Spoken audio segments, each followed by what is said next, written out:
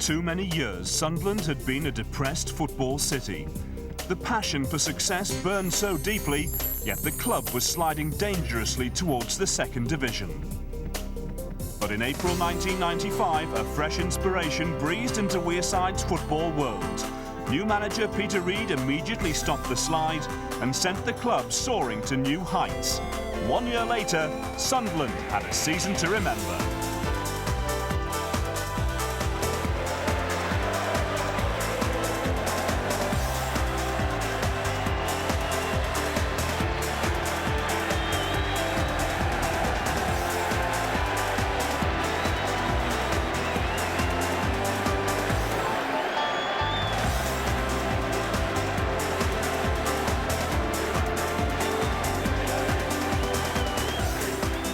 For 5 frustrating years, Sunderland had been in exile from football's highest level.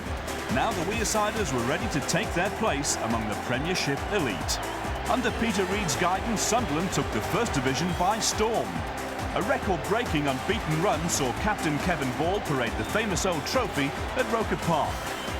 Sunderland fans had seen the most dramatic of transformations as Reid took them from the brink of relegation to the Championship in just over a year. It had been a triumph based on the same nucleus of players, but there had been one key addition. Paul Bracewell had returned from Newcastle for his third spell in red and white. As assistant manager, he carried the boss's plans out onto the pitch. They were to bring the best out of seasoned pros and emerging talents. But most of all, this was a triumph for teamwork. No big money buys, but a squad of players determined to be winners.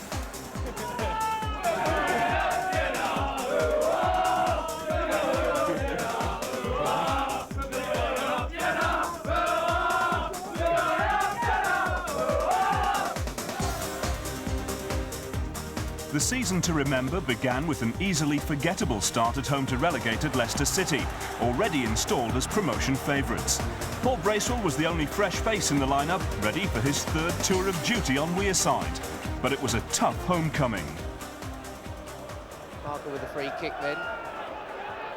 Ball is back there. Agnew dispossessed by Lawrence, charged down there by Bracewell. What a great strike and what a great goal for the new boy, Corica.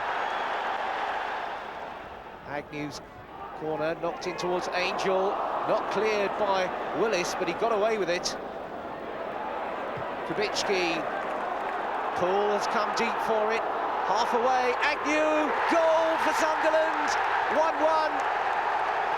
Steve Agnew following up and cracking the ball into the far corner. Leicester on the break, Robbins through the middle, Joachim trying to get round the back of Scott and succeeding. Early ball in for Robbins, needed the touch and he got it in there and he scored. It's 2-1 Leicester. A disappointing final league position last season left Sunderland having to negotiate the tricky first round of the Coca-Cola League Cup. Third Division Preston would be confident opponents. Sunderland's early control was eventually confirmed 5 minutes into the second half, Darius Kubicki setting up Brett Angel for a long-awaited first goal in his 10th game for the club. But the First Division side loosened their grip on the game. After 68 minutes, Preston central defender Ryan Kidd fired in the equaliser with the assistance of the bar. A 1-1 draw was still a safe enough performance.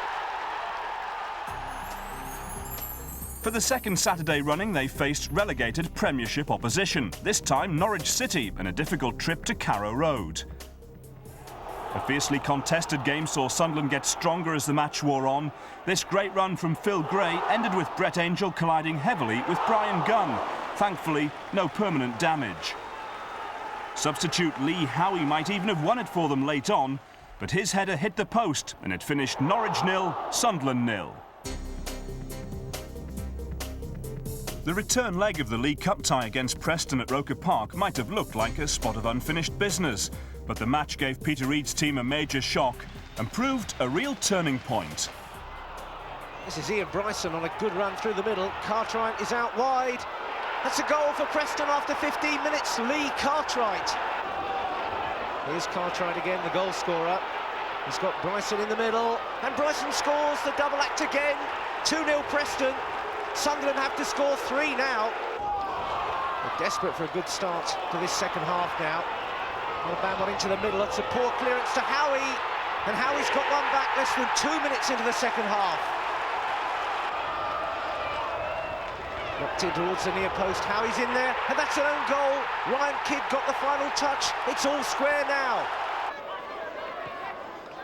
Careless ball that, Russell's picked it up and Russell's got the pace. Gray's in the middle trying to follow up, and here comes Howie, he's done it, 5 minutes to go, Howie the hero. With big spending Wolves at Roker Park 4 days later, Sunderland needed to show more of that second-half cup spirit if they were to land their first league win. Welsh international Andy Melville had been left out of Peter Reid's starting 11 so far, but with Richard Ord injured, the central defender got his chance against Graham Taylor's side, and he took it. Atkinson to take this free kick then. Both central defenders forward offering extra options. But it was Howie up there, it's a goal! Melville gets it, and Sunderland are ahead. They pushed the men forward there, and it certainly came off. Out wide for Russell, who's got a yard or two on Thompson. Russell again, Russell checks, still got to play it in, still with Russell. And off the post and in there by Phil Gray. It's 2 to Sunderland now. Craig Russell worked his way through the Wolves' defence and just rolled it almost past out, hit the post, and time froze almost until Phil Gray came in and finished off the job. In an ill-tempered second half, Gray got himself into a tangle with Wolves substitute Jeff Thomas. The former England international clearly kicked out at the Sunderland striker, and the Wolves fans feared the worst. Thomas was shown the red card and walked off. Gray got a yellow and was stretchered off. Sunderland got the 3 points.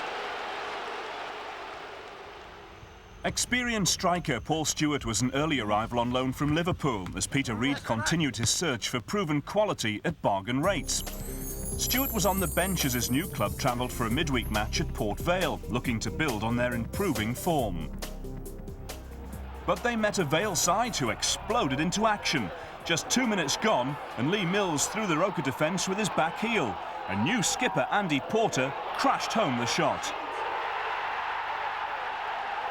But Sunderland came back strongly, and 6 minutes after the interval they drew level. A superbly taken goal from Phil Gray, running at the defence before firing in his second goal in as many games. But Sunderland had to settle for just the 1 point after finishing the game so much better than they'd actually started it. So, 5 games unbeaten now, and the Rokermen seem to be facing many of the early promotion favourites in the first weeks. Next to Portman Road and Ipswich. Sunderland started brightly in some dreadful weather, and Michael Gray was just off target. But a former Magpie was to call the tune. Paul Stewart's full debut proved a disaster as he injured himself surrendering possession. The beneficiary was £500,000 signing Alex Matthey, who put the home side ahead after 35 minutes. 6 minutes later, it was 2-0 to Ipswich. The same combination again, Ian Marshall setting up Matthey's second on the rebound. 9 minutes into the second half, and Matthey duly completed his hat-trick with the pick of the bunch. Again, Marshall was the provider, and the Scots' finish completed Sunderland's misery at 3-0. An early look at the league table shows that it wasn't the brightest of starts for Peter Reid's side, down in 19th place with just 1 win from 5 games. But the manager wasn't too concerned, even after that Ipswich game. I just said to the lads, I said, listen, if you play like that, believe me, you'll win football matches, because Alex Matthey had 3 great strikes and they've gone in the back of the net, and we've had chances and we can't stick them in, but some of the football we played was excellent. So it was a matter of just keeping your nerve and believing in what you were doing. And I've always been a person who likes to do that, and that's what we did. Sunderland had the chance to put that belief to the test when Ronnie Whelan's Southend came to Roker. A run-of-the-mill match was transformed by one moment of magic. Knocked down by ball to Russell. Now Russell's away through the middle, right at the heart of the defence. Craig Russell, what a great goal! Craig Russell is first of the season, and in style as well. He really carved them open then. Plenty of blue shirts to deal with it, but they couldn't stop Russell, and a clinical finish. Well, no further goals on the day, but two major talking points. Young Michael Gray was substituted after something in his performance angered manager Reid on the touchline. The result, a highly public dressing down as he took his place in the dugout. Sunderland had to play the last half hour with 10 men after this tackle by Kevin Ball. It was his second bookable offence and he was shown the red card. Less than 14,000 fans watched the match, but at least they saw their side collect 3 points. Which meant they were going for their third home league win in a row at the expense of Portsmouth. Striker John Mullen, a £40,000 signing from Burnley, got his first start for the club after some encouraging displays as a substitute. But it was central defender Andy Melville who moved forward to give his team a 6th-minute flyer. The Welshman slid in at the far post to convert Martin Scott's cross, and that's his second goal in 5 matches. But the game was to prove a tale of 2 penalties. Phil Gray's missed spot kick on the half-hour looked costly, especially when Craig Russell fouled Fitzroy Simpson with only 4 minutes left on the clock. Substitute Alan McLaughlin gladly stepped forward to play his team's get-out-of-jail card, and Sunderland surrendered 2 points. But the white flag was put to one side when they made sure of their first away win of the season at Kenilworth Road, where Luton had managed only 1 point from their 3 home games. That's John Mullin out in that wide position on the right. Mullin still going, and Mullin scores! His first for Sunderland, and what a standard to set! John Mullin. Now Phil Gray's got right away from the defence. He's in space, the keeper's off his line. Beautiful exploitation from Phil Gray. Peter Reid got the chance to reveal the major signing for which the fans had been craving when he landed the experienced striker David Kelly from Wolves. At £900,000, he equalled the club's record fee paid out for Don Goodman. When you go out and you, as a manager, you have targets, it'd be fair to say that he was at the top of the list. But Kelly wasn't signed in time for the club's Coca-Cola Cup tie against Liverpool. The second-round draw gave the fans a real sense that they were back in the big time. For Peter Reid and his players, the first leg at Liverpool represented a major tactical challenge. It had been the Reds who ended Sunderland's last Great Cup campaign with defeat in the 1992 FA Cup final. This time, the manager wanted to find out his team's true potential. Manaman takes over, and on a run as well, and gets the shot in. What a fantastic goal! Steve McManaman. Now Atkinson. Bracewell again, Bracewell weaving his way through, and getting the 1-2, and Bracewell, Paul Bracewell, penalty, and what will happen to David James? Great close control by Bracewell, and now we wait for the referee's card. No card there. They've got the penalty, Sunderland, but James is there to see if he can save it. Michael Gray, and he saved it, and Gray follows up and over the top. And there'll be some controversy over that one. McAteer down for Thomas. That's a terrific goal. Michael Thomas, another great strike by Liverpool.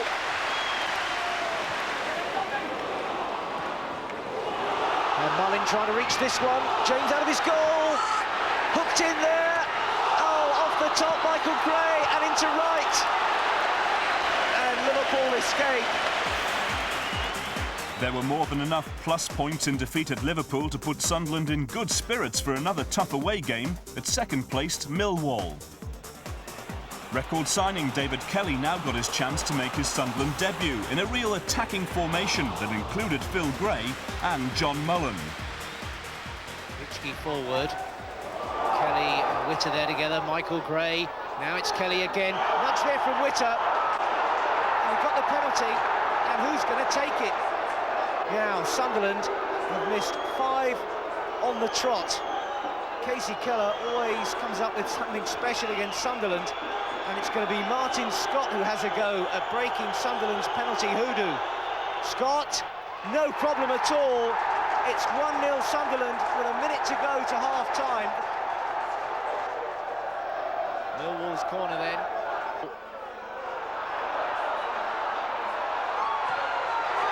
Goal for Millwall. It's Keith Stevens. It's the skipper who's got them back on level terms. Sunderland's free kick then. Michael Gray whipping it in towards the near post. It's gone all the way through and it's in, and it's a goal for Sunderland. They're back in the lead. And Michael Gray's free kick caught them all unawares. Whipped in towards that near post. 2 or 3 players challenged for it. Casey Keller must have lost his bearings or lost sight of the ball, and it ended up in the back of his net. Well, Reading at Roker Park was the next chance the team had to confirm their blossoming reputation as a genuine force in the First Division promotion race. Sunderland fans needed to be convinced that their team's poor home form of the previous season had been turned around. At least this game showed Peter Reid's side had genuine spirit. Scott knocking it in there to Kelly. Oh, how close can he get? And Kelly was on his knees then after making contact. Scott whipping in the cross, and Kelly sized it up.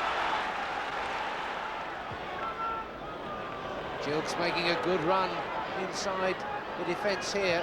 Gilks picking out his cross, and that's a goal there for Reading. Lovell scores it.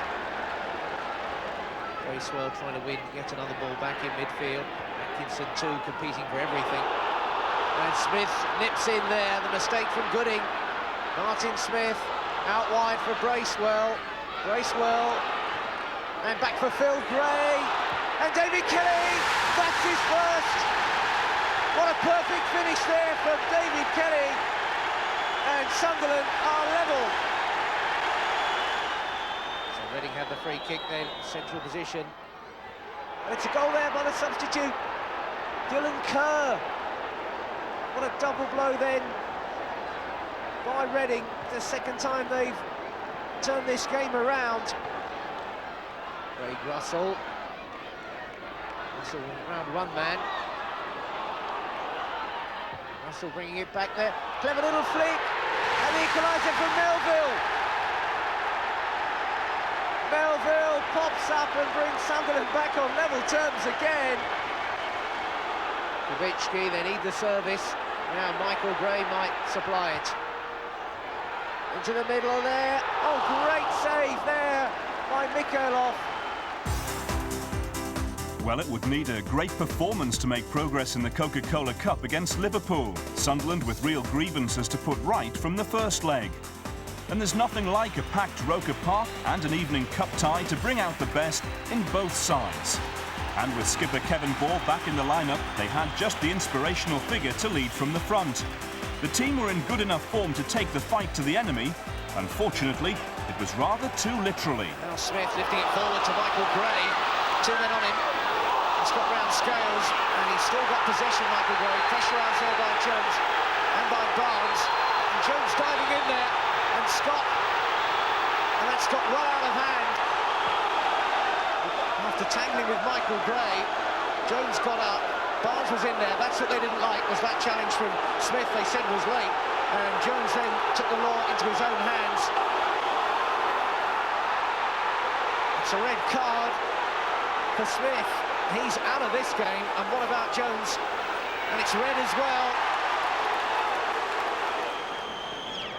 Scales again. Fowler has lost his man. Fowler through the middle. And Fowler, it's another superb goal for Robbie Fowler. Russell. Ball in towards Gray. And Bracewell, and James denies him. Defeat, but the manager's man in the middle proving again what a handful he can be against top-flight opposition. Paul Bracewell's third spell at Roker with the added responsibility of being assistant boss has gone like a dream. Just think, only one operation in the season. I knew he was going to have an operation this season. Luckily for us, it was only a month he was out. And, I mean, that typifies him. His first game back was Manchester United in the Cup, where he was awesome. Reid has surrounded himself with people he can trust, long-term friends, who he knows can do the job. It's a working relationship as well as a friendship, because I know the gaffer wouldn't have signed me or brought me in just because we're mates, and I wouldn't have come here just for that reason. He knows I'm determined as well as him to be successful, so it's worked out well. He's got a good eye for the game, good eye for the player, and he's won you one on your side. He loves winning football matches, and that's why he was my first signing, and he was a big priority. And he'll still have priority status when they take on the likes of Everton, who they both served so well in the 80s, unless, of course, he's planning any more trips to the operating theatre. I think after my third one, they said, oh, things come in threes, you know, but after 14, there's not a lot you can say, is there?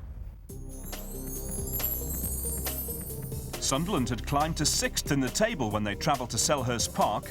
Relegated last season, Crystal Palace had only won 2 of their first 10 games. A dramatic match exploded in just the first minute, with Darius Kubicki firing in an early shot which keeper Nigel Martin failed to deal with. He then hauled down Phil Gray to let the real fun begin. Sunderland's disastrous run of penalty misses continued, with Martin Scott the latest to be hit by the curse. It wasn't until the 75th minute that Sunderland finally managed the goal their approach work deserved. Kevin Ball's shot was only pushed away for Michael Gray to feed David Kelly, and the new striker slotted his second goal in Sunderland colours. But the game finished in the same crazy way it started. 9 minutes to go, and a harsh decision against Dean Gordon for his tackle on Craig Russell means another testing spot kick.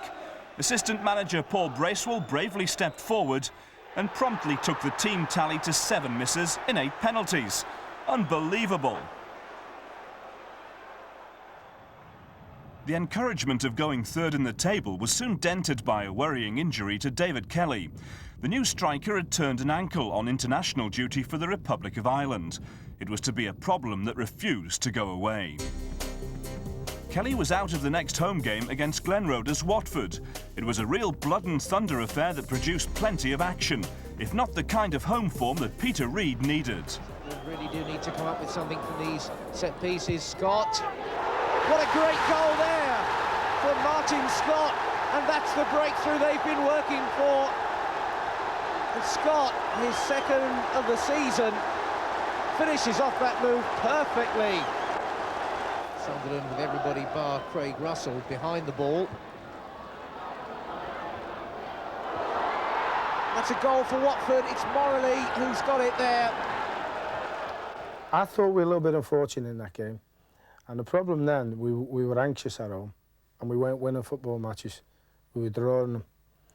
And I didn't mind, because in them games, when I look back, we had chances. And like I said before, as long as you have chances, and even though you're missing them, there's going to come a stage when they're going to go in. And that's going to give the lads the confidence. But it was just a matter of keeping the confidence up till I got that changed, or till we got that changed.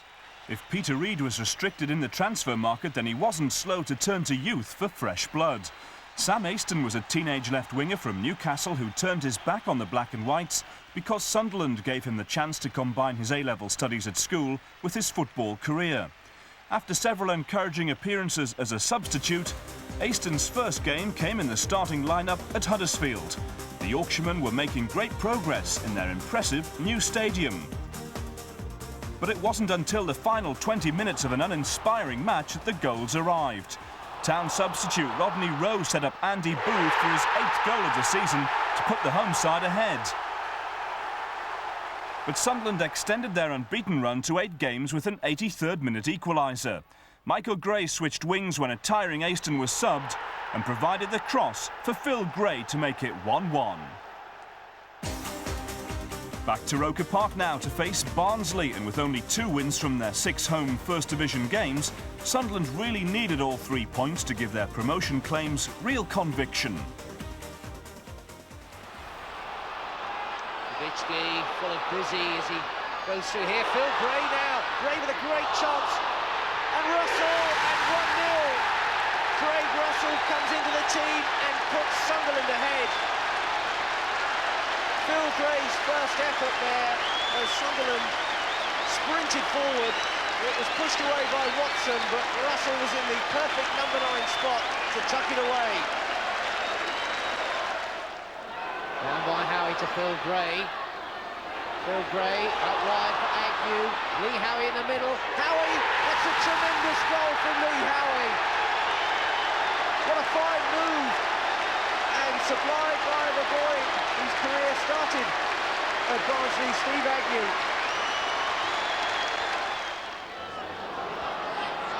Sheridan, it's a good ball through there. That's a goal for Barnsley. Andy Little, he pulled one back with a smart move. Sunderland's first live TV appearance of the season promised fireworks on Guy Fawkes Day at Charlton. The Londoners also had sky-high plans to bring Premiership football to the Docklands, but had drawn more than their share of league matches.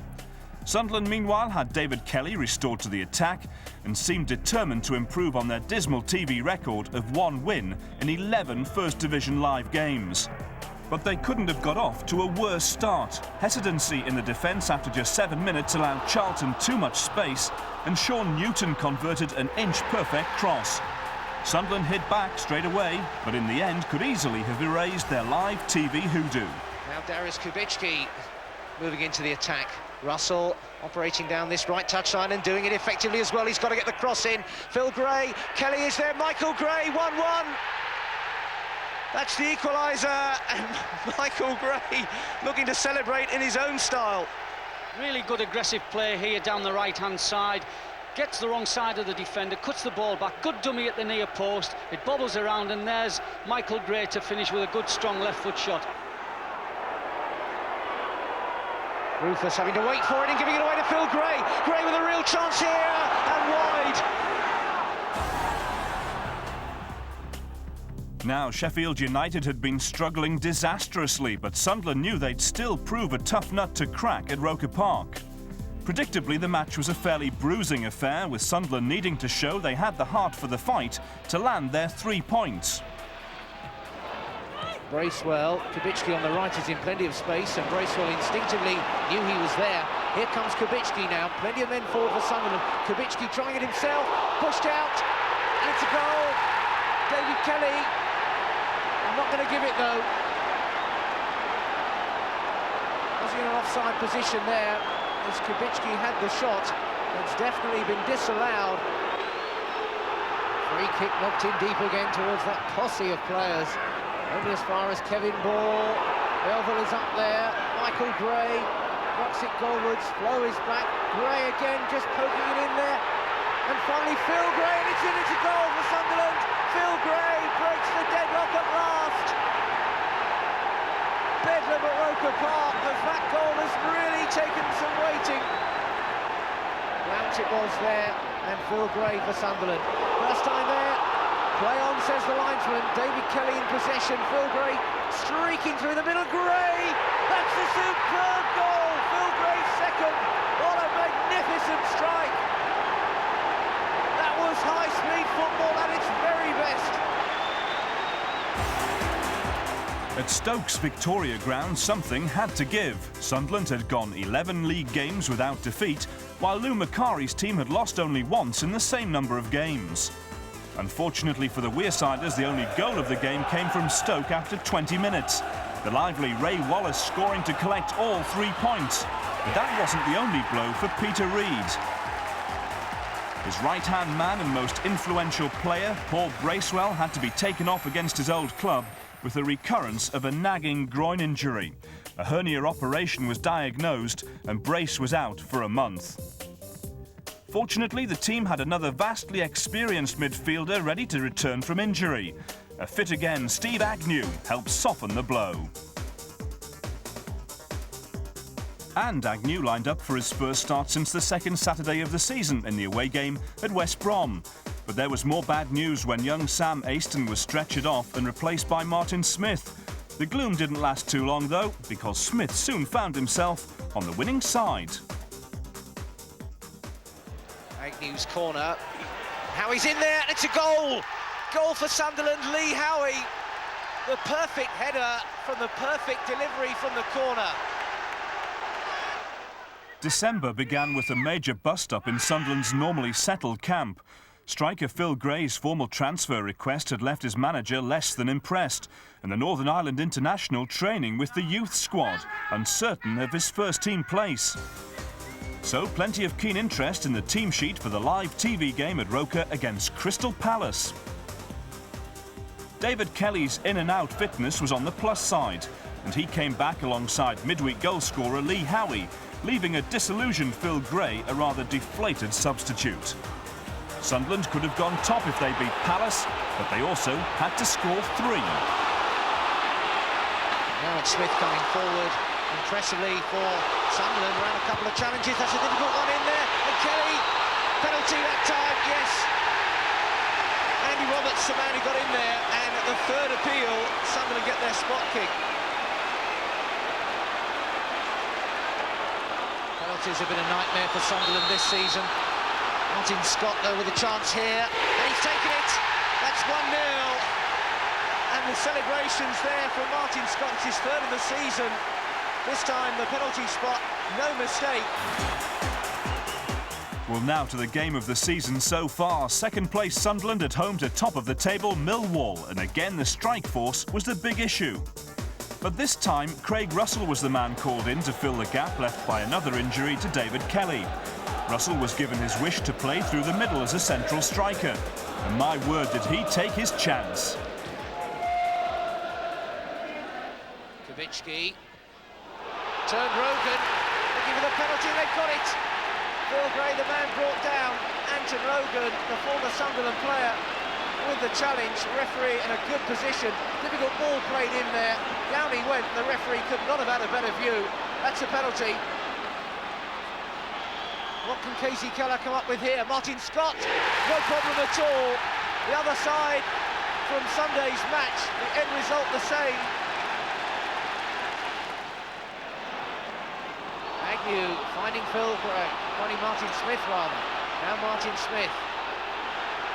Craig Russell's made a tremendous run. Russell, what a marvellous goal! Craig Russell! That really is right out of the top drawer. What a brilliant move and a brilliant finish. It's 2-0 now.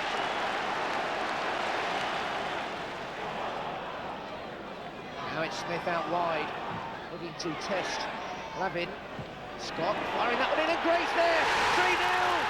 Phil Gray, the man on the transfer list, makes his point.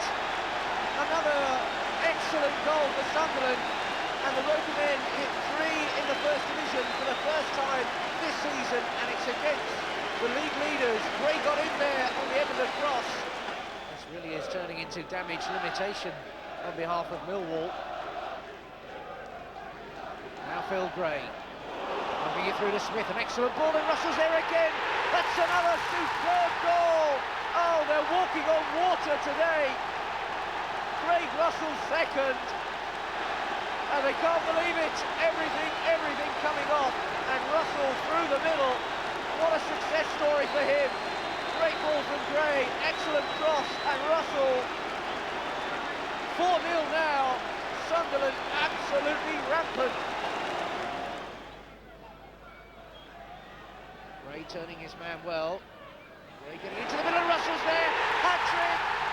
Craig Russell gets his third goal, and it's the first Sunderland hat-trick for nearly 4 years. January 1992, John Goodman got the last one, but this, every bit Craig Russell's day. Phil Gray doing so much to set him up, getting it into the middle, and there was Russell. That was goal number 3, and that's 5 for Sunderland. Peter Reid's side hadn't scored more than 2 goals in a league game this season, but he said someone's going to be on the end of our form, and today it's the league leaders. Kubicki. Russell looking to turn Thatcher, still with Russell, still Craig Russell, and it's 4 for Russell. 6-0, and this is an absolute pasting for Millwall, and Craig Russell has had the game of his life. 4 for Russell, and how fitting that he should finish it off with such a flourish. Thatcher in a tangle again, Keller beaten for the 6th time. We were very, very convincing, and Craig Russell got us 4 goals, but I think it was the manner in which we beat him.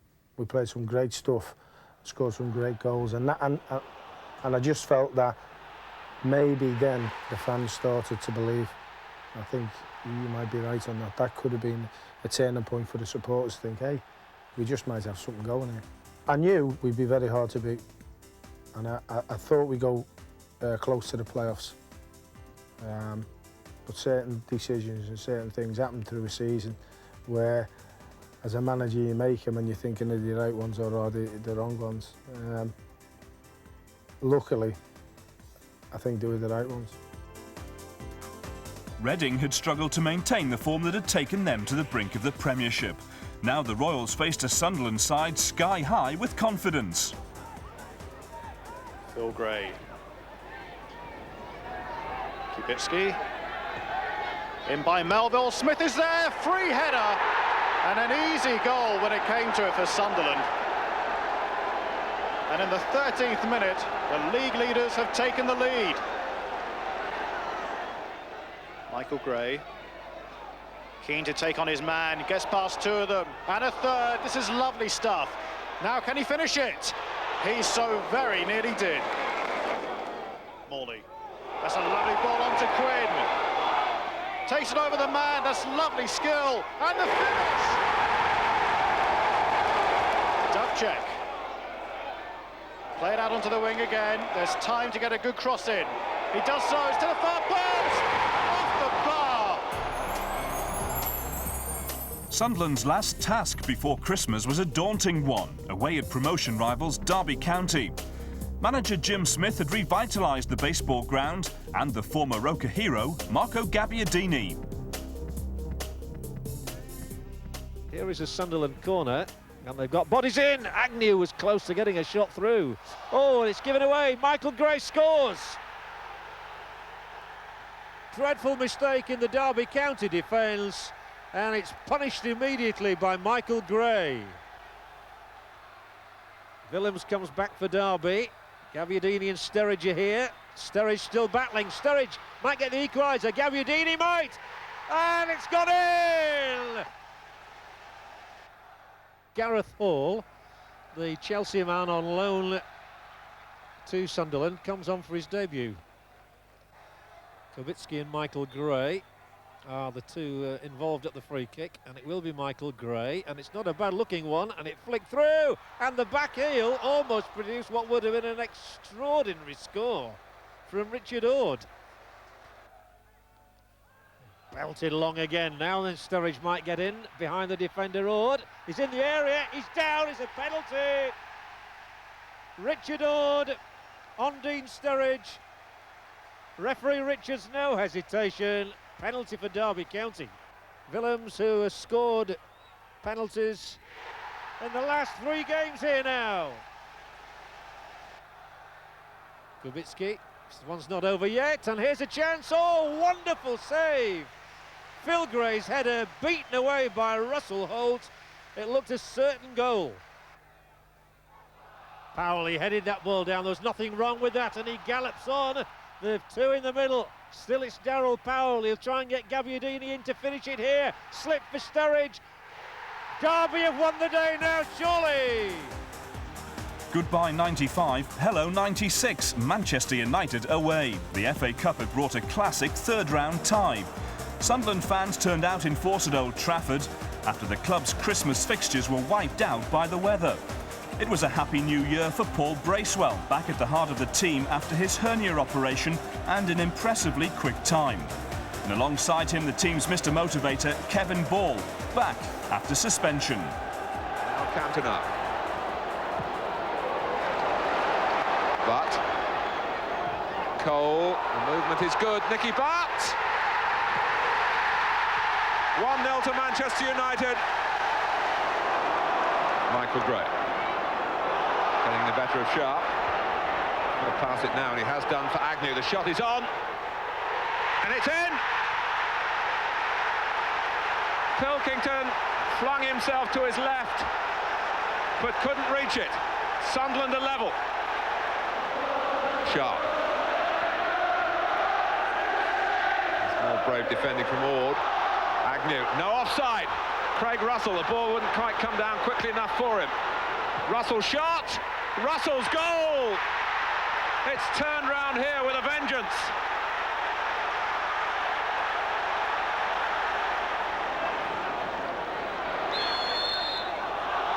Well, he's be careful.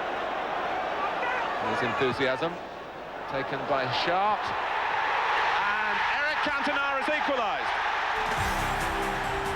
A combination of the Cup and postponements meant a 5-week gap between home games for Sunderland until Norwich arrived for another live TV game in mid-January.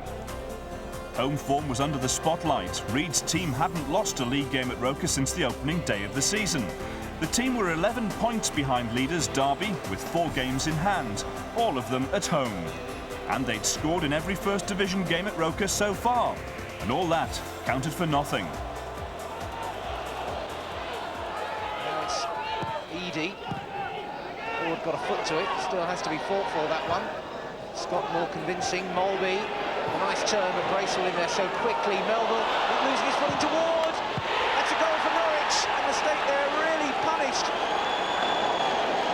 Phil Gray now with a chance to have a run. Phil Gray still going, looking for support. Smith takes it on, first time. Gets another go. Gray couldn't hit the target. And to make matters worse, David Kelly limped off to bring to an end a debut season for Sunderland plagued by injury. Peter Reid's only big money buy would have to sit and watch the rest of the promotion campaign. But first, the FA Cup third round replay against Manchester United, which brought by far the biggest gate of the season to date. More than 21,000 were looking to see if the Roker men could match the standard set in the game at Old Trafford. Remember, Steve Agnew had been the Roker hero, scoring the equaliser and creating the second for Craig Russell to take the lead in the first game after the team was a goal down. As good a position again would take some achieving.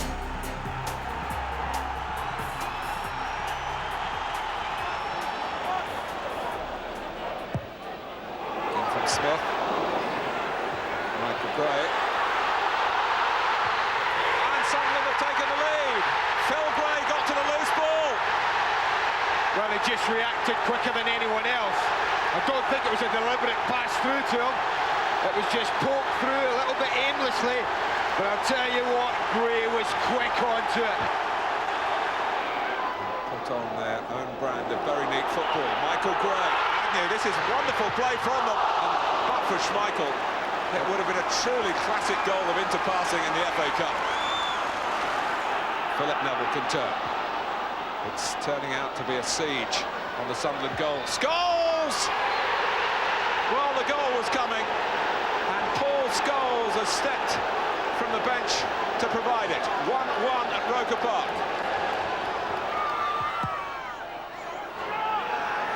Cantona. Retrieved again by Irwin. Back with Sharp, who'd taken the corner. Andy Cole! Right on cue. Peter Reid was able to make another modest outlay when he picked up Premiership experience for just £300,000 in the shape of Chelsea midfielder Gareth Hall, who'd been on loan. But an even more impressive swoop brought Irish teenage goalkeeper Shay Given on loan from Blackburn. The unknown 19-year-old from Donegal was third choice at Ewood Park, but he was soon to emerge as a mainstay of the promotion drive.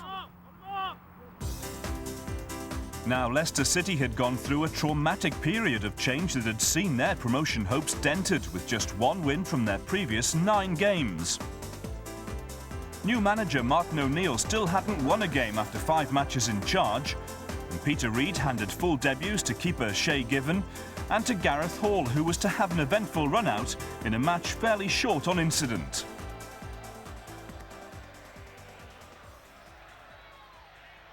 Given had to check that one all the way.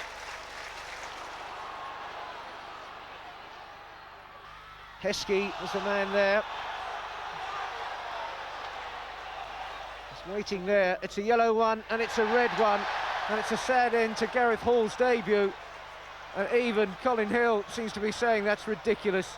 It was a shove in the back on Heskey, No doubt about that. He'd been booked earlier, and he's off with a minute or so left. Grimsby at home, 7 games on from that devastating 6-goal thrashing of Millwall, and Sunderland was still looking for another win. They'd slipped down from top of the pile to 7th and needed to get back to winning ways. And Gray prepared to go all the way and attack his man.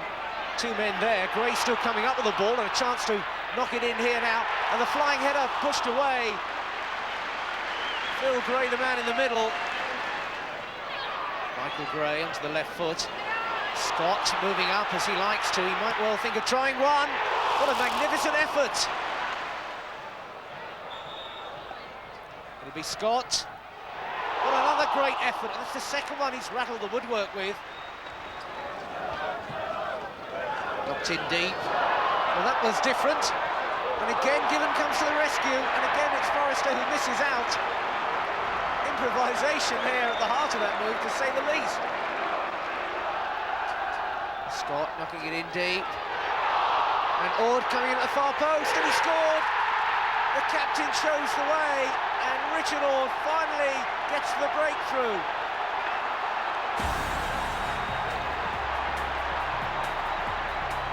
When Tranmere came to Roker Park, injuries had left Peter Reid's squad looking ominously thin. Kevin Ball, Paul Bracewell and Andy Melville were all missing.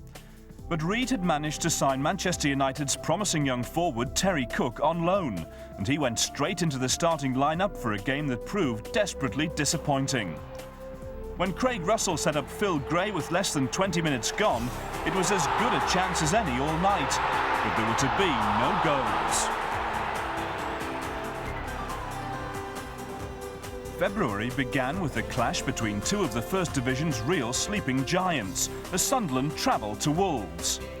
The Midland side had spent big but hadn't bought the results. Would money talk against Peter Reid's bargain boys? Chance for Steve Bull, this could be number 1, saved by the feet of Gibbon. And he's flattened, and referee Rennie points to the penalty spot, and Wolves have an opening here. He's successfully taken 2 penalties so far this season, and here is Andy Thompson to give Wolverhampton Wanderers the lead. Hamlin into the path of Atkins. There's a bit of space opening up here. Steve Bull, he could wrap another one in. The save is made, surely number 2, Don Goodman. And it's laid across, and they're all in here. It's goal number 3. Mark Atkins stole into the space, a punishing header. The following week's home game against Port Vale turned into one of the dreariest games of the season, illuminated only by the arrival of a new star. Just after the hour, Peter Reid turned to a gangling 17-year-old from Tyneside to liven up the afternoon. Michael Bridges was an instant hit. With a hatful of goals in reserve and youth team games, the boy from Whitley Bay soon showed his confidence with a great shot on goal.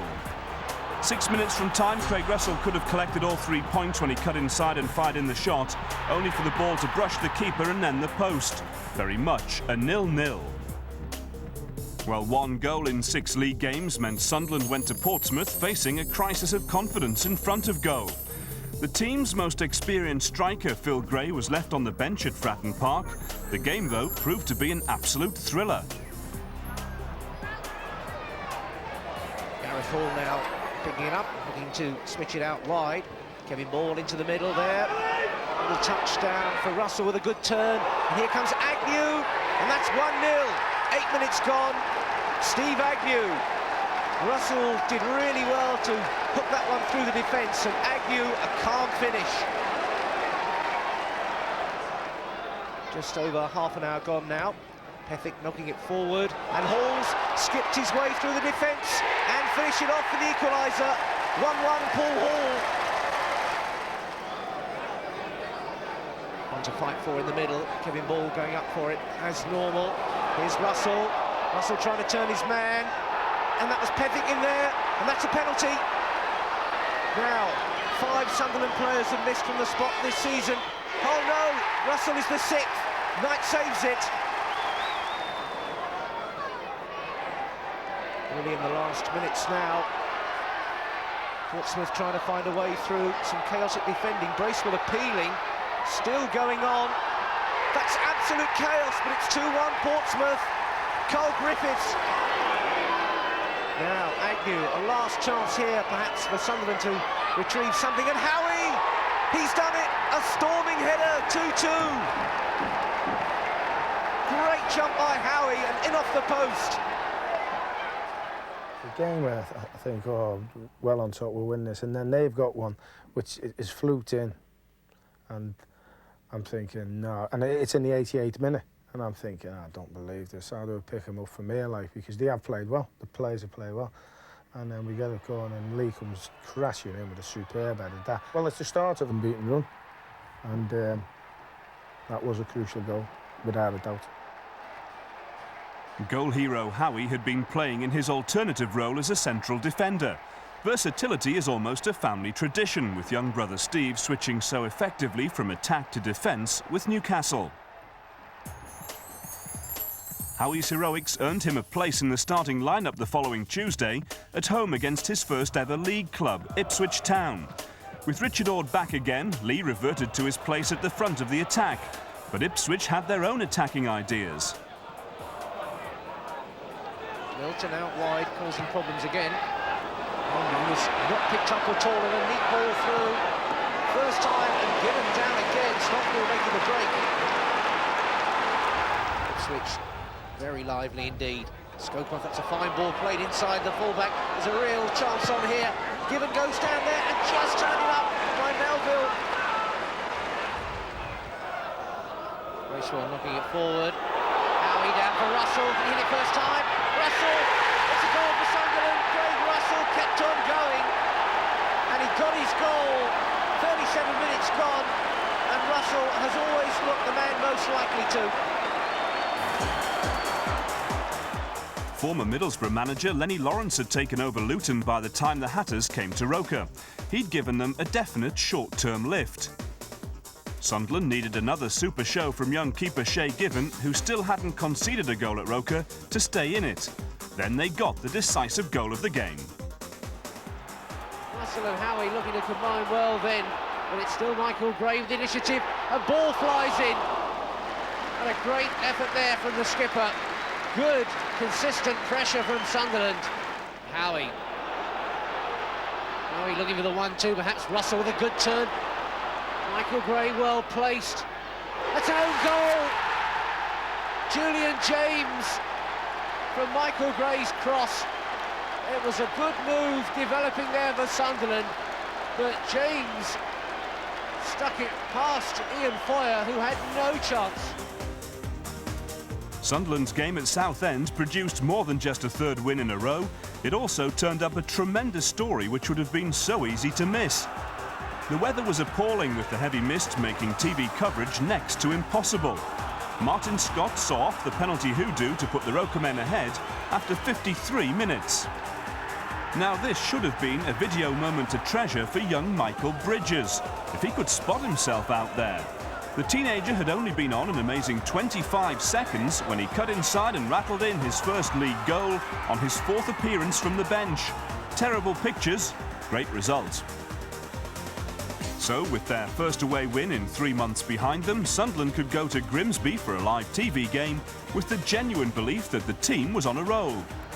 The Mariners had only lost twice at Blundell Park, but had drawn 9 out of 16 on their own pitch, and they hadn't won a league game for 3 months. Sunderland, in contrast, had now won 3 in a row and was starting to pull back the ground on runaway leaders Derby. Michael Gray wide. Russell the furthest forward. Agnew stayed up there. Russell worked out wide to Scott. Good passing here from Sunderland. They need to provide the final ball in, though. Bracewell looks to try one. Still looking for that first goal since he came back to Roker Park. Bracewell. Agnew wants it on the far side, looking to get round the back of the defence. Got up well for it. Russell trying to stretch. It's a goal. It's Kevin Ball. Kevin Ball, the skipper, coming through the middle there, right up with the play and giving the Roker men the lead. Ball knocking it forward. Russell give it a chase. Oh, and Crichton's missed that one. Can Russell get to this one? That's a gift, and Russell has accepted it gratefully. That's 2-0 now, and suicide stuff from Crichton. Michael Bridges, the man coming on. Teenager got his first league goal in the fog at Southend within 25 seconds of coming on.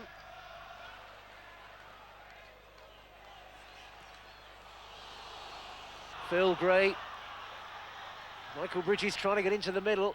Gray tries one side netting. Really is the skipper in every sense, Kevin Ball. He was man of the match against Ipswich recently. As Phil Gray tries one. Oh, that's an absolutely astonishing goal from Phil Gray. Absolutely out of the blue. And it wraps it up in some style. And I suspect when that whistle goes, Peter Reid really will have a big smile. They've not had the best of reputations on televised matches, Sunderland, in the past, but they've absolutely got that one right today. And a great away performance, and not over yet. Ray leaves it. It's 4. And Michael Bridges has done it again. Super sub. And that did make Peter Reid smile. I'm sure I saw it then. And Michael Bridges, his second goal in successive games. This teenager really has got something. There's no better time, though, to strengthen a squad than when you're winning, so Peter Reid now moved for a long-standing target. Paul Stewart had already been at Roker for a brief loan spell, but now the former Spurs and Liverpool striker was joining until the end of the season. Stewart's career had been plagued with injuries, but the Roker boss was handing him the chance to rebuild his football life with a path back to the Premiership. What a showdown was set for Roker Park the following Saturday. Top of the table Derby facing Peter Reid's team, so hot on their trail. And what a game for Paul Stewart to make his second Sunderland debut. The club were looking for their 5th win in a row. Derby hadn't lost in 20 matches. Something had to give. Stimac and Stewart up there. Stewart got to Agnew, really making up ground. And Russell! And that's 1-0 to Sunderland. It's Craig Russell again. A really fast break by the Roker men. Agnew chased it all the way, and Russell was hunting in the middle for the chance that came, and he tucked it away. And playing it away for Russell. Russell giving it a chase, and looking for number 2. He really belted that one, and Holt, it took him everything to keep it out. Now Martin Scott. Bracewell. The defence ready to sit and wait, and Scott's in a good position here, and that's 2-0. It's Agnew. Derby carved open again. They were left static at the back, and Agnew came in on the far side this time. Carsley, straight at Agnew. Kubicki thundering up the overlap. He tries one. It's a terrific effort back from Agnew out of nowhere, 30-35 yards. And he really let fly.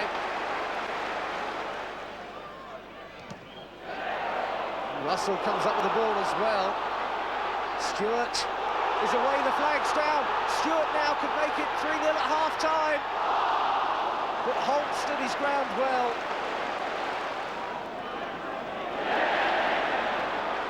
Now Ball's got the ball. Kevin Ball tries the shot. Really got hold of it, Kevin Ball. Not famed for his long-distance shooting, but that one really took off. Just approaching the halfway marker through this second period of 45 minutes. Third now would really put some distance on Derby. And there it is, it's Craig Russell. 3-0 now, Sunderland looking so good. And Derby have the mountain to climb now. Now Sturridge gets a loose ball. Sturridge with a chance, he's got Given coming in there, and Given again protects his record. Sticks out a fist to that one as Sturridge was bearing down on him. Next stop, Oldham, as the Sunderland promotion bandwagon really started to pick up speed. 5 consecutive wins, but number 6 was to come at the death. Sunderland swept into a 9th-minute lead. Craig Russell's superb crossfield ball found Michael Gray, and the young Wearsider had the composure and presence of mind to lift the ball over keeper Paul Bernard. But Oldham snatched an equaliser just before half-time as the Roker men conceded their first goal in nearly 500 minutes of play. Lee Richardson, the first man to beat Shay Given in 6 games.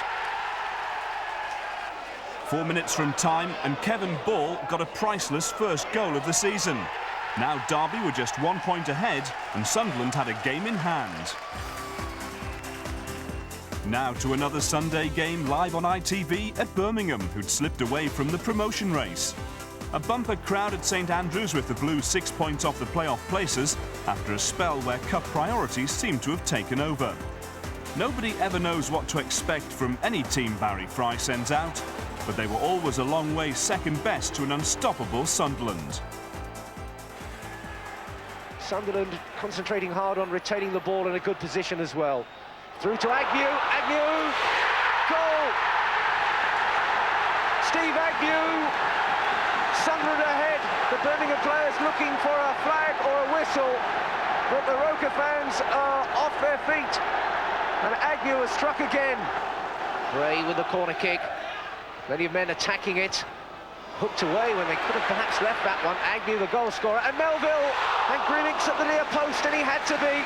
Melville looking to get around the back door. Stewart now, and Michael Gray. Michael Gray on the right foot, not a bad effort. Not a bad effort at all, Michael Gray.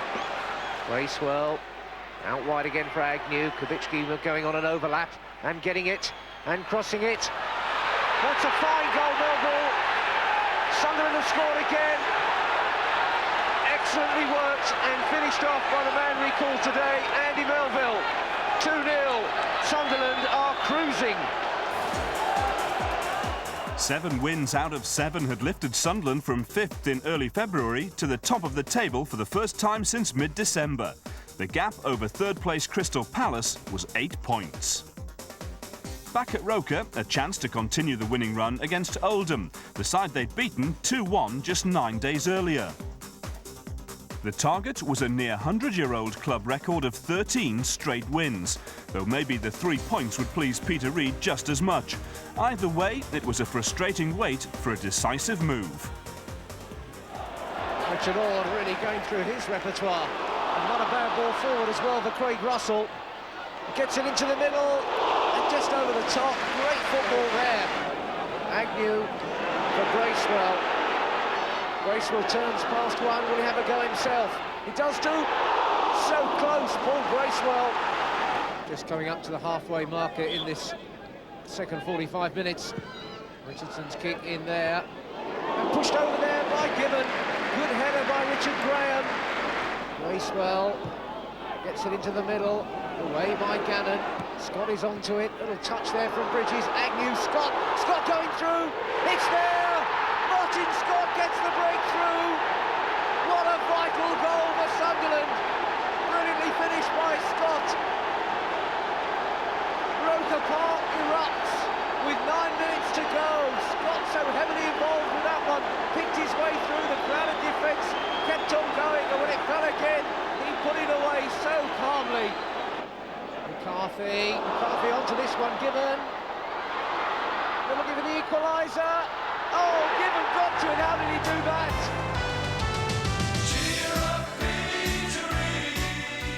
So Sunderland were still top of the tree, and by the looks of it, heading for top of the pops.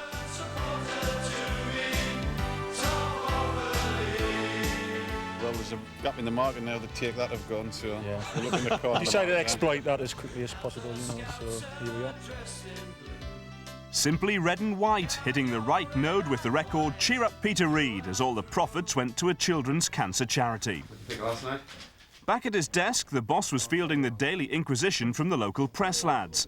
He's built up a great relationship with the media in his first year in charge, and now they want to know about the future. And one name keeps cropping up. As you know, Ian Rush has come out and said that Sunderland's one of those clubs he's seriously considering. You joke, I can't believe it. Reid doesn't give all that much away, but he knows what has to be done. You can never stand still. And no disrespect to any of the players and anything who were smashing lads, but as a football club, you've always got to improve. I mean, they're all still here and they'll all have a chance if they want it. And it's up to them to prove. But I know I'm going to have to bring new players in. But I know I've got a solid base to work on. And if you've got a solid base, you've got a chance. And Peter's more than willing to give a chance to all his squad, who've got nothing but praise for his leadership this season. Gaffer's laid back in the way he likes to enjoy training, he likes football to be played the way he wants it, but it's also there that if he's not happy about something, he's prepared to tell you straight away about it, and I admire him for that. His will to win was always there throughout his playing career, you know, and it's just rubbed off on the lads. He's brought Sacco in, Paul Bracewell, you know, Pop Robson, and done never so well. You know, great backups, it's a backup team, you know, and helped pay dividends. If you do things wrong, you'll get a rollicking, there's no doubt about that. But like I say, if you are doing well, he'll pat you on the back. It breeds confidence. Every player at the club's full of confidence, and that's down to the gaffer. I think it's confidence with me. I mean, if somebody pulls us to one side and tells us that I've been playing well and things like that, I always get a big boost out of it. And the gaffer's been brilliant with us, really. He pulls us to the side and tells us to do different things in different games, and he's made my all-round game a lot more better, and I'm really enjoying playing under him. Is there any chance of a smile or anything? That's very good. Have you cheered up? Oh, sorry. Is it? I mean, what do you think of it? The song?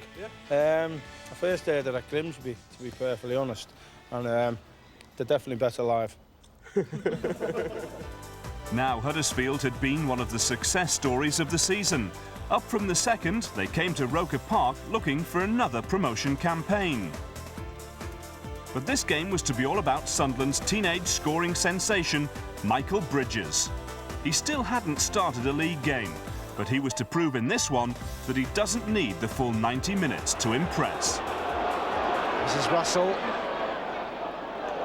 Gray, good first-time cross. Stewart. Great save from Norman, and what a splendid move as well from Sunderland.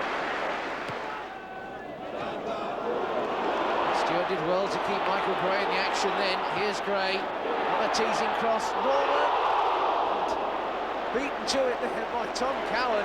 Norman came flying across, but Cowan had decided that he had to deal with that one himself. And now Huddersfield have got a break on. Jepson is wide, Booth is this side. Formley's kept up his run, and Melville got in the way of it. Edwards, it's a cracking goal. Rob Edwards.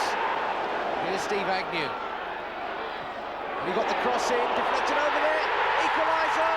Kevin Ball, the skipper, comes up with a goal again. 2 minutes.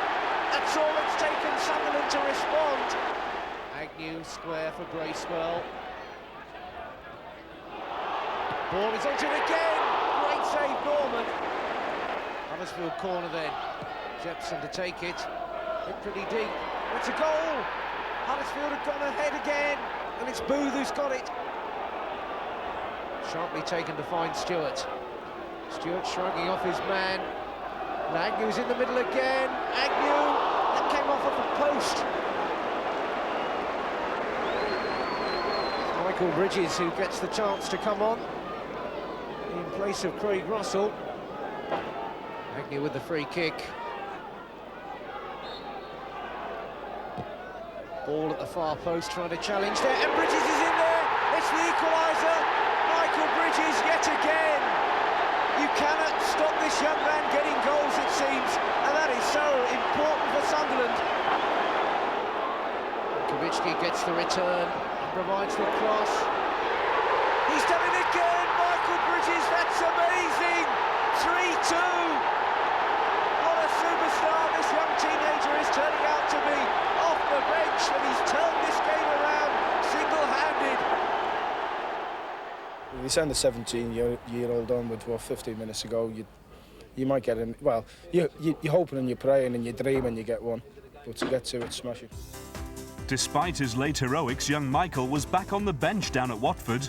Graham Taylor's club were battling to avoid relegation. Sunderland were going for their 10th win in a row, but the form book was rewritten yet again. Michael Gray really looking to get on a run here. Looking for what support he's got in the middle. And here's Craig Russell. It's closed up in front of him, but here's Agnew. Oh, what a clean strike from Steve Agnew. Sunderland on their way again. Russell, the opportunity looked as though it might have gone. It was a good layback and a fine finish from Agnew. 1-0. Kubicki. Russell, again looking to hold it up. Stewart lays it down for Kevin Ball, the skipper. And Ball, 4 in 7 games for Kevin Ball. And he's absolutely delighted. Great layoff that from Stewart. And Ball was always going to make that his. 2-0 now. Watford really trying to find a way back into this one. Plenty of men ahead for Ludden to cross. Kerry Dixon's up there, and Tommy Mooney. What a fine goal from the former Scarborough man.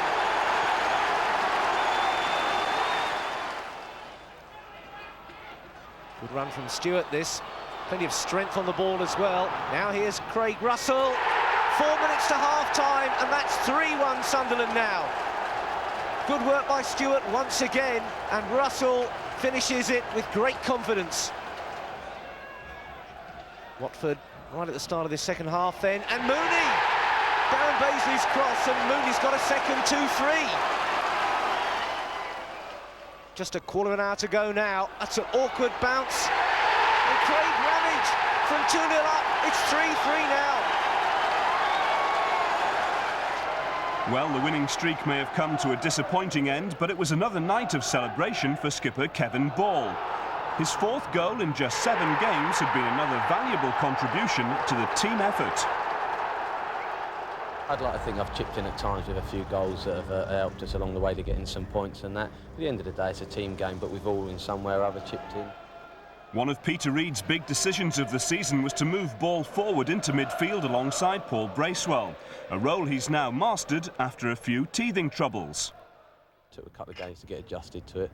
The first game I booted someone and got sent off, so I suppose it did take a couple, but there, it took a couple of games to adjust to it, and I'd like to think I've done myself justice. I thoroughly enjoyed myself there, chipped in with a few goals. Somebody else who did themselves justice and thoroughly enjoyed his spell at the club was Shay Given. From third-choice keeper at Blackburn Rovers to Sunderland superstar in one easy lesson. I think he was getting on the coach at Haywood Park, and he was going to be sub for the reserves at Nottingham Forest. And spoke to Ray often and said, "I'll stick the kid in." I just felt we needed a change there, and the lads responded tremendously well. And now, as we know, I think the Sunderland supporters have took the young man to the heart. And I must admit, there was 1 or 2 occasions I took him to my heart when he made a crucial save. But I thought he was a little bit jittery on his first game at Leicester, but he kept a clean sheet. And then, as we know, I think he's got 12 and 17, and he's now a full international. Given's loan spell was extended to the maximum 3 months. How the Sunderland fans would love to see him sign a permanent deal at Roker Park. Now, a trip to Barnsley was never going to be easy, and remember, even though they'd only drawn at Watford, Sunderland still had that 12-game unbeaten run to protect. It was midway through the first half when they really took control. Michael Gray's corner was headed on by Paul Stewart, and Craig Russell showed his boundless confidence by sweeping in his 13th goal of the season. But the task became a major uphill battle when Paul Stewart clashed with Dutch defender Arjen de Zuur a minute before half-time. The referee ruled that Stewart had used his elbow, and that's violent conduct. Stewart was off. The whole second half with 10 men, but the Roker men dug in for victory, and the 1 goal was enough. That 10-man effort did take its toll, though, 2 days later at Roker, when promotion rivals Charlton Athletic were the bank holiday visitors. Keeper Alec Chamberlain was recalled for his first game in 3.5 months after Shay Given was left with chest injuries from a bruising clash at Barnsley. That was to be his last game. And there was a first start for young super sub Michael Bridges, with Craig Russell another Oakwell victim. But the whole team seemed drained as they struggled to put away the chances. Stewart, the knockdown there for Bridges, has opened it up well for himself. Just couldn't get the return ball, but he's found it again and found Agnew. Ball's coming in there, great save by Pedersen. And Ball looking to be the man on the spot again. Leeburn. Jones providing valuable support. Ball tracking him all the way. This is Bradley Allen and Chamberlain, and here comes Linger, and Chamberlain saves again. That's Bridges there for Stewart. Ball was getting there, here's Aston. Fine save by Patterson. Stewart knocking into the middle there for Howie. It's another brave effort. There was some distance there to go when Howie connected. Sheffield United had been completely turned around by Howard Kendall and former Sunderland #2 Viv Busby. The trip to Bramall Lane came as the Blades rattled off 5 wins in a row, but the match proved the stalest of stalemates, with yet another clean sheet the only satisfaction, thanks to deputy keeper Alec Chamberlain.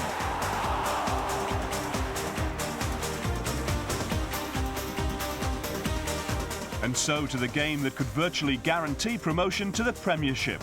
Birmingham were next up at Roker Park. Steve Agnew, who scored when the sides met just a month before, was one of the first to arrive. The Fulwell Enders turned up early to make the most of the atmosphere. Ever-present Dariusz Kubicki wasn't about to be late for this one. In fact, it was smiles all the way. Inside the ground, the hospitality was flowing freely. One of the club's biggest fans, boxer Billy Hardy, hiding in his own corner for once. There was a balanced diet for some before the game, while the club shop was balancing the books with plenty of action at the tills. There's been unbelievable demand for merchandise since Sunderland raced to the top. The fans are proud to wear the red and white stripes, just like the players in the home dressing room. Who's made the programme this week? A quick autograph before the game, and then it's into the treatment room. It's been quite hectic this season, and skipper Kevin Ball is the latest to require attention.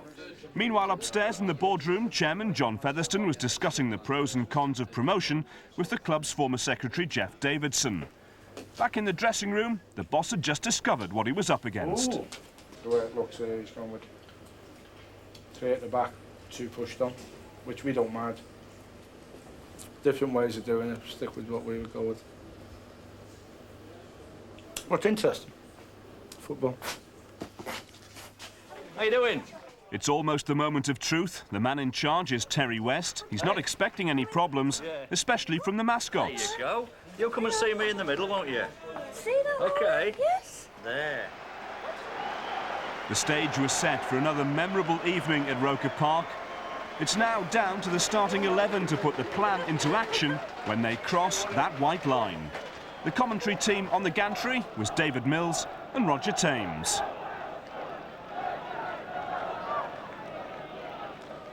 Agnew's in there again. Stewart's touch. Michael Gray's come infield a bit. Prevent a try one. Oh, what a stunning goal from Michael Gray!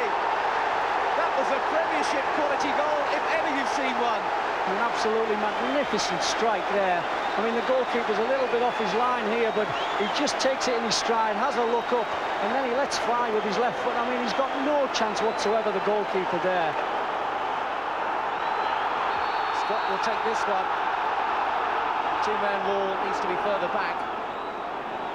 All gone forward for it. Melville, Ord, Ball, all in the middle there. It's there, it's another one. And Stewart has got his goal. His first for the Roker end, and the one he so dearly wanted. Well, it's a great ball whipped in here behind those 2 defenders, going away from the goalkeeper, and Stewart coming on there, heading it into the corner. Terrific ball in, and a fine header.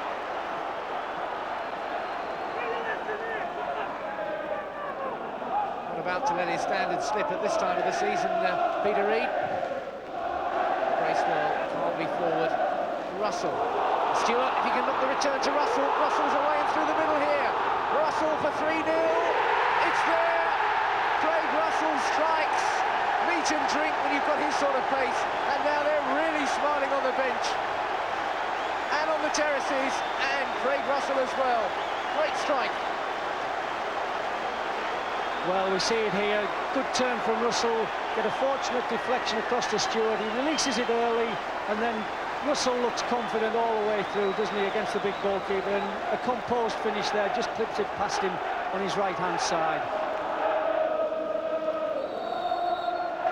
They can almost reach out and touch the Premiership, Sunderland. One more point, and it's absolutely guaranteed that after another convincing win, it really looks as though there's no stopping them.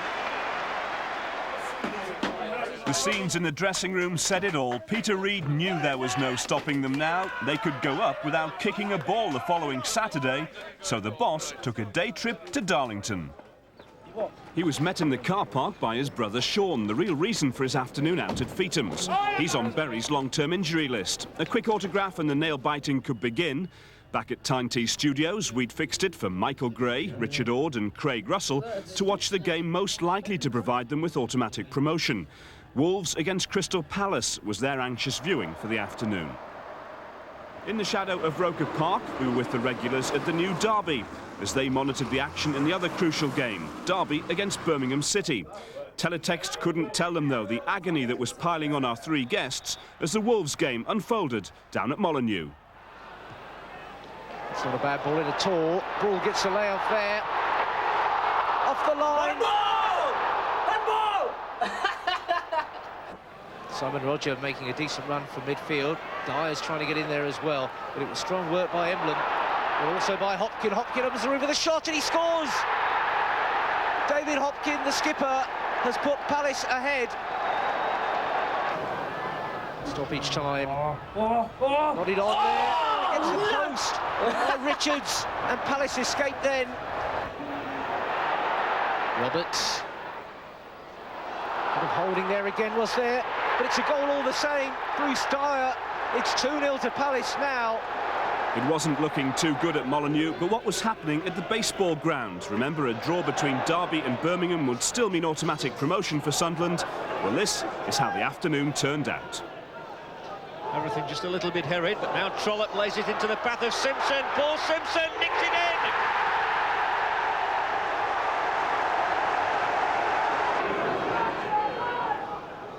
Long throw. Francis with the back header. Green with the goal. It worked to perfection. And there goes the final whistle. Crystal Palace are still on course. They've done Sunderland no favours this afternoon by beating Wolves by 2-0. So Sunderland's fate now all depends on the news from the baseball ground. And we're hearing that the final score is Derby 1, Birmingham City 1. Yeah! Sunderland are definitely back in the Premiership. They're promoted tonight. Yeah!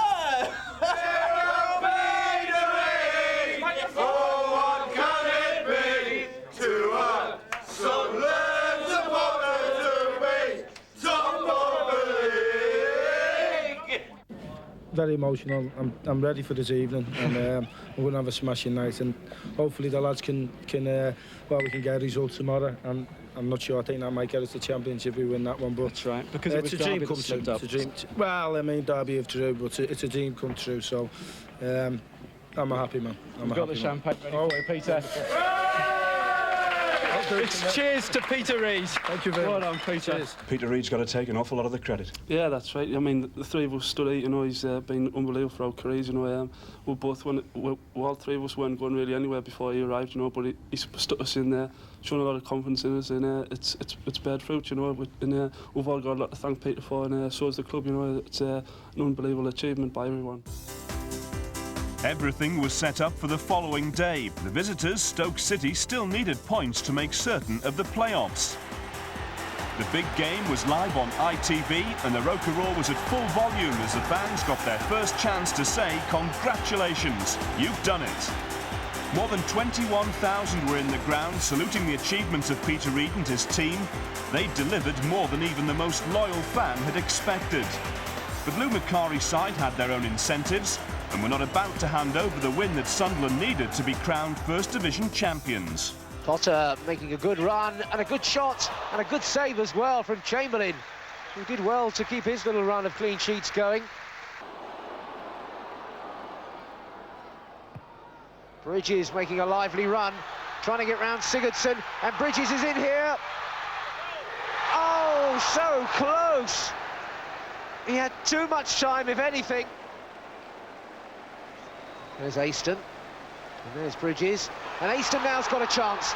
Aston away, Howie is in the middle, Aston still going, and Michael Gray trying to turn it back on, but Wallace is back there, and Aston, who's yet to score for Sunderland, could have got a historic first. It's a great achievement, but lads go out in the pitch, the lads do it. The crowd have helped us. It's just, it's great for Sunderland as a city, great for the supporters, and I'm a happy man. And everyone's happy that work has started at the former Wearmouth Colliery to transform the derelict site into a 40,000 all-seater stadium. It'll be a new home that all connected with the club can be proud of. But Sunderland are also saying farewell to Roker Park in style. Roker legends Gary Rowell and Charlie Hurley pulled on the red and white stripes again to launch the new kit. Gone is the red triangle on the shoulder, back are the hooped socks and the classic V-neck. Present-day hero Michael Gray modelled the all-white away strip with the new sponsor's logo. This was the manager's verdict. All the lads will be proud to wear it in the disco, never mind the Premiership, it looks that well. No, the Premiership's the main thing, and I think the two kits are very smart. Peter Reid was still the man in demand at today's photo call. His career started as Hurley's finished at Bolton, and he used to room at England level with Rowell. So what's the verdict from the stars of another era on his success? He's done a great job, everybody knows that. He knows what's needed next season. He's played Premier Division football virtually all his career. He knows what it takes. Peter Reid has done a fantastic job. Him and his backroom staff and the players, they play some good football. It's not just a case of getting promotion with a powerful defence. They've played some great attacking football. I've seen many games down on the television in London. And I would say Peter Reid is the best signing you've made since you made me. Well, you could have put Charlie's shirt on the final league game of the season at Roker against West Brom, being the clincher. There was a carnival atmosphere from the word go. Sunderland had already danced past the rest of the First Division to promotion, and now they were ready for lift-off. League sponsors Endsleigh had made a wise decision to bring their owl to meet the Roker Pussycat, and the championship trophy was in the club safe when the two sides got down to business. Looking for Howie, in front of his man. Howie looking to steamroll his way through, just over the top. Good, strong work by Lee Howie. Owen Russell gets it back again well. 2 to beat, and he has done. Russell brings it back for Agnew, miscued. Great work by Russell, but again, they couldn't finish off the job. But now it's Kubicki. Howie coming in on it. Howie! Oh, the foot of the post! And it's all over now. Sunderland are champions. Roker Park can party now. And for Peter Reid, it's that champion feeling. Sunderland take the title, and the defence has done it for them again. The 26th clean sheet in 45 games was enough to bring glory to Roker Park. For the second week in a row, the Sunderland dressing room was definitely the place to be. It was party time yet again. Been superb. Fantastic day with fantastic supporters outside. The supporters are brilliant, and I think they're all just looking forward to going up and seeing them with the trophy, which we set out at the beginning of the season, and then these players in this dressing room have achieved that. Full marks. And here come the two of them, Peter Reid and Kevin Ball, skipper and manager. Arm in arm, arms aloft, take the salute. Peter Reid, the man who worked the miracle, and Kevin Ball, the captain in every sense. Peter Reid gets his medal, might as well be the Victoria Cross as far as what they think of him on Wearside. And there's the trophy. Kevin Ball gets it from Mike Alcock, managing director of Endsleigh, and the moment they've all been waiting for. Kevin Ball holds that trophy aloft. Newcastle have had it, Middlesbrough have had it, and now it's the property of Wearside. The big three will all be together in the Premiership next season. It's been an unbelievable triumph for Peter Reid and his team. The fans could never have expected this at the start of the season. Now the lap of honour can begin. The two skippers, today's and the season's, Ord and Ball, can start it all off. Kevin Ball has been such a skipper. The supporters there have looked forward to this moment. They thought it might have come last week against Stoke, but it's just as sweet, whatever the timing. That cup will take some prizing out of that grip. 1976, the last time they won this league, the old second division. The theme tune is "We Are the Champions." There's no need to cheer up Peter Reid now. He's smiling all the way to the Premiership.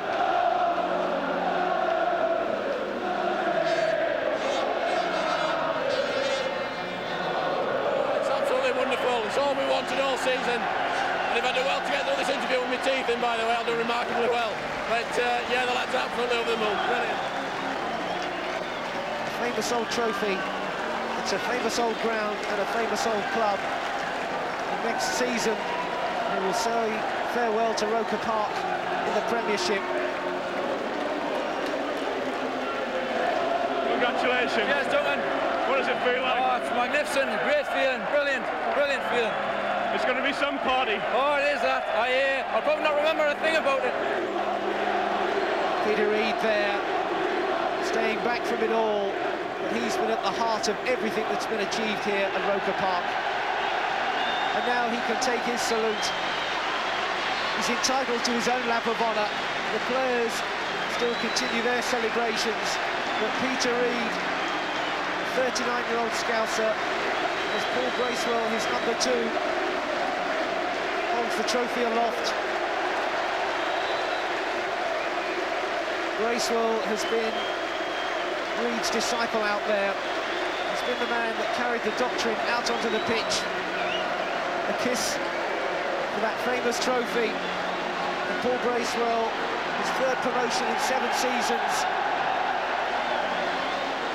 I'll tell you what, words can't express how pleased I am, not only obviously for the players and the management and that, because the boys have worked tremendously hard this year. But it's all about this lot in here and all the other thousands that support us. Been absolutely fantastic. Do you know the great thing about it is we've given them something to shout about today, and I'm absolutely chuffed to bits of them. And if I see anybody out tonight, they're going to buy me a beer, because I think they're getting sloshed us out tonight. The run they put together has been the key to it all. It's a marathon, and it's all about who finishes the strongest. There's absolutely no denying that. 18 games without defeat. Only 7 league defeats, remember, in all his time in charge. He saved them from the drop, and he took them from the floor to the ceiling.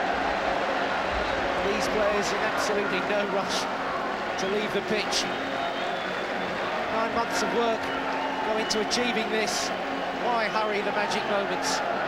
Congratulations. What about this? Brilliant, unbelievable. I've just seen my mates in the stand over there, getting them in. The Martin boys are there, covering. They're following suit, thick and thin, you know. If I wasn't here now, I'd be up with them, you know. Brilliant, unbelievable. It's superb. Enjoy tonight. Cheers, thanks. Nice touch there from Kevin Ball, the skipper. Amongst those disabled spectators who follow the club so loyally. Look at the joy it brings.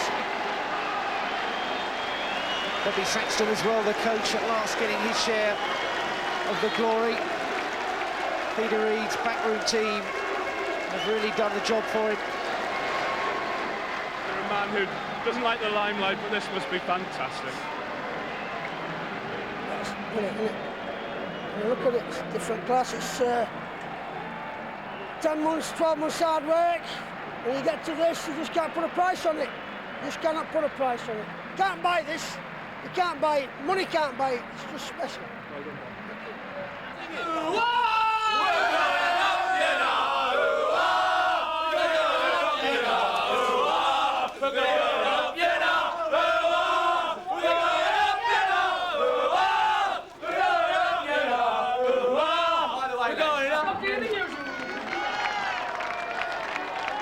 These are the moments players treasure forever as they show that First Division Championship trophy to all the fans who maybe couldn't make it to Roker Park for that final game.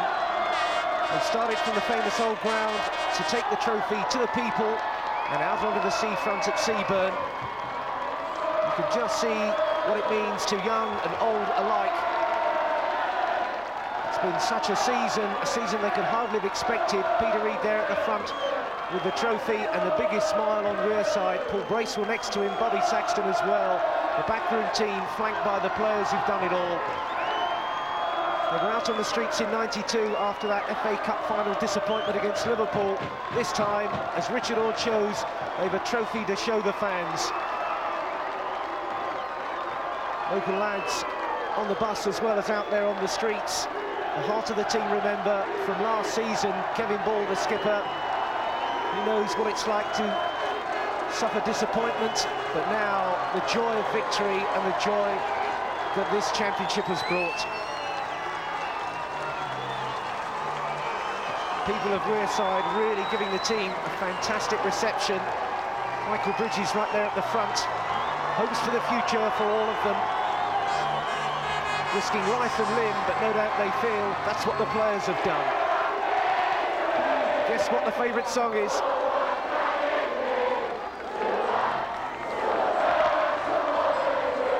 Peter, they're singing your song.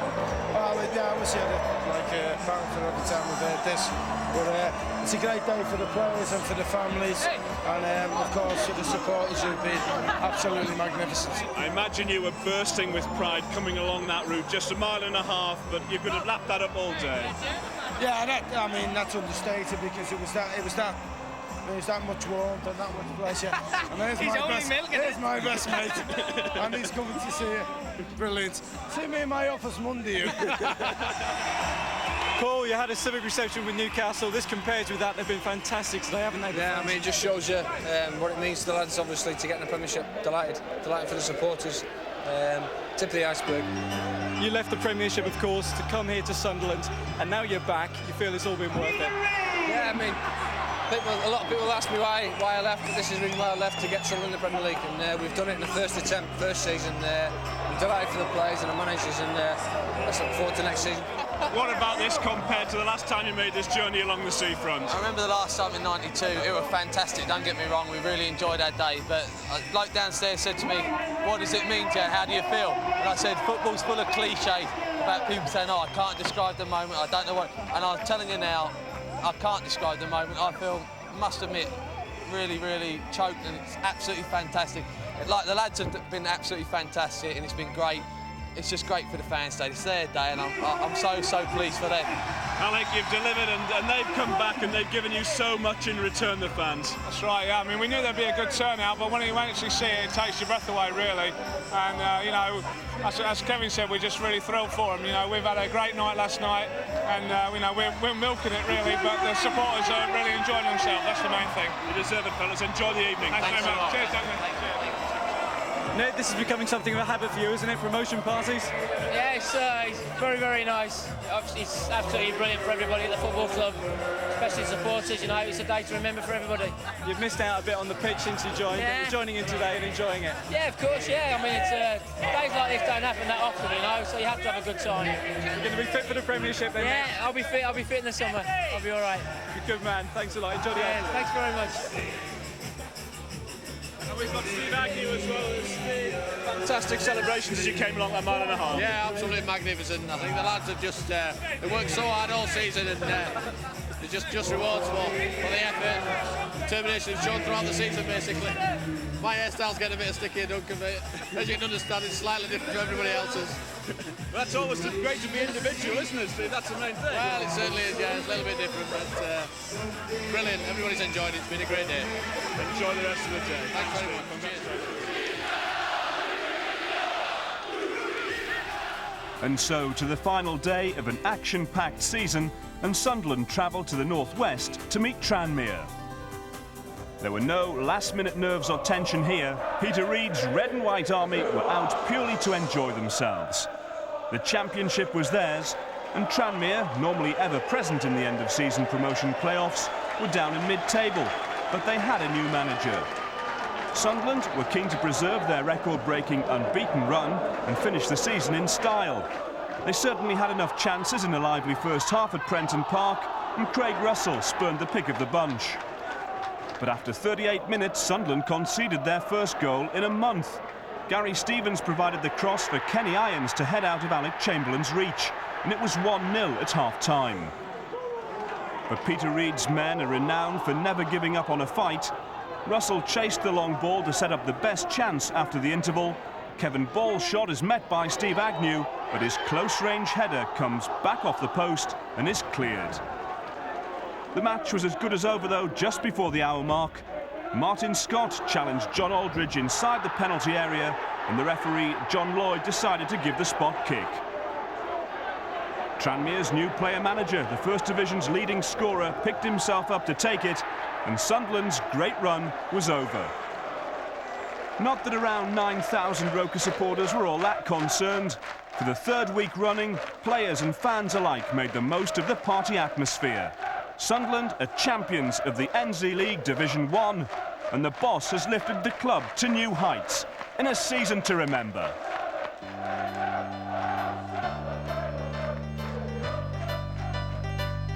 Oh, I could fly without wings on the back of Reedy's Kings. At 3 o'clock I'm as happy as can be, 'cause the good times they are here and the Premiership is near. So watch out, word as all of Roker sings. Cheer up, Peter Reid. Oh, what can it mean to a Sunderland supporter to be top of the league? We once thought of you as a scouter dressed in blue.